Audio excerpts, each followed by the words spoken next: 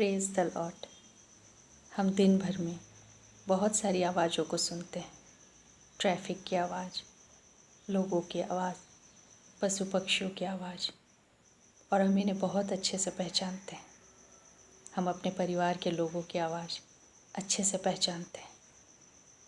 वैसे ही आत्मिक रीति से हम दो आवाज़ों को सुनते हैं। एक हमारे परमेश्वर की आवाज़ जो पवित्र आत्मा है, और दूसरी शैतान की आवाज़, उस दुष्ट शैतान की आवाज़ जो हमारे जीवन में विनाश लाना चाहता है। हमें इन दोनों आवाज़ों को पहचानना होगा। हमें पहचानना होगा कि कौन सी आवाज़ हमारे परमेश्वर की है और कौन सी आवाज़ शैतान की है। क्योंकि यदि हम इसमें फ़र्क नहीं कर पाएंगे तो हम शैतान के द्वारा भरमाए जा सकते हैं। हम उसके द्वारा गलत बातों को सुन सकते हैं। हमारा परमेश्वर प्रत्येक दिन हमसे बातें करना चाहता है। वैसे ही शैतान भी हमारे मनों में, हमारे कानों में अपनी बातों को कहता है, और वो चाहता है कि हम उसे सुनें, उस पर ध्यान दें और सोचें कि यही सत्य है। लेकिन शैतान झूठा है और उसकी हर एक बात झूठी है। लेकिन हमारा परमेश्वर सत्य है और वो सत्य को हम पर प्रकट करता है। पवित्र शास्त्र में बताया गया है कि एक बार यीशु के लिए आकाशवाणी हुई कि यह मेरा प्रिय पुत्र है और मैं इससे अत्यंत प्रसन्न हूँ। यह परमेश्वर की आवाज़ थी और यीशु इसे पहचानता है। एक बार शैतान यीशु की परीक्षा करने को आता है और वो उससे कहता है, यदि तू परमेश्वर का पुत्र है तो कह दे कि ये पत्थर रोटियां बन जाए। यीशु शैतान की आवाज़ को पहचानता था, इसलिए उसने पत्थरों को रोटियां नहीं बनाई, क्योंकि वो जानता था यह परमेश्वर की आवाज़ नहीं और ना ये परमेश्वर की इच्छा है। वरन शैतान उसके लिए परीक्षा लेकर आया है। वो अपनी बातों में, अपनी जाल में उसे फंसाना चाहता है, ताकि वो परमेश्वर की इच्छा नहीं लेकिन मेरी इच्छा पूरी करे। हमें भी सावधान रहना है कि हम किस आवाज़ को सुनते हैं, उसे पहचानने का प्रयास करें।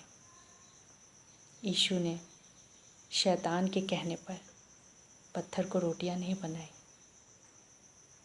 लेकिन जब एक बड़ी भीड़ यीशु के पीछे चल रही थी कई दिनों से और वो भूखी थी, तब यीशु ने 5 रोटी और 2 मछलियों को बहुगुणित किया और लोगों की भूख मिटाई।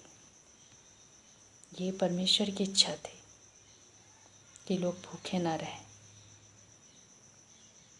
और यीशु परमेश्वर की इच्छा को जानते थे, परमेश्वर की आवाज़ को पहचानते थे। वैसे ही हमें भी परमेश्वर की आवाज़ को पहचानना होगा। हमें अपने परमेश्वर की बातों को जानना होगा कि हमारा परमेश्वर क्या कहता है, किस प्रकार से कहता है, वो किन बातों को किस प्रकार से करता है। जब हम अपने परमेश्वर को अच्छे प्रकार से जानेंगे तो हम जान जाएंगे कि वह कैसे कार्य करता है। और यदि शैतान हमें भरमाने का भी प्रयास करे तो हम उसके धोखे में नहीं आएंगे, क्योंकि हम अपने परमेश्वर की आवाज़ को पहचानते हैं, उसके चरित्र को पहचानते हैं, उसके गुणों को पहचानते हैं। शैतान कई बार हमारे जीवन में उन बातों को लेकर आता है जो परमेश्वर की है।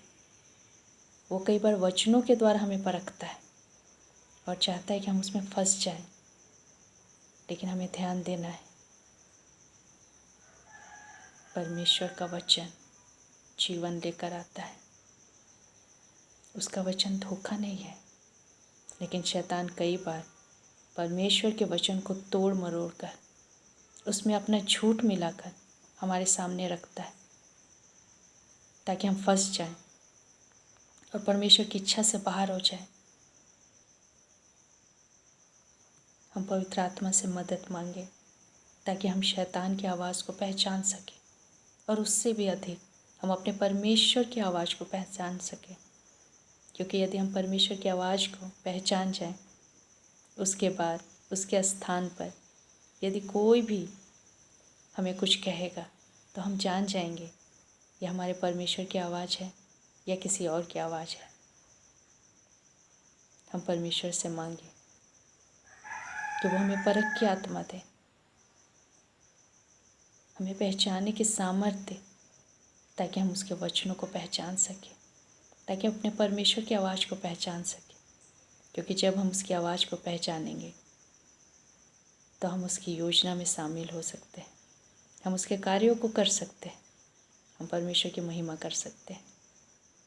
परमेश्वर इन वचनों के द्वारा आप सबों को आशीष दे। धन्यवाद।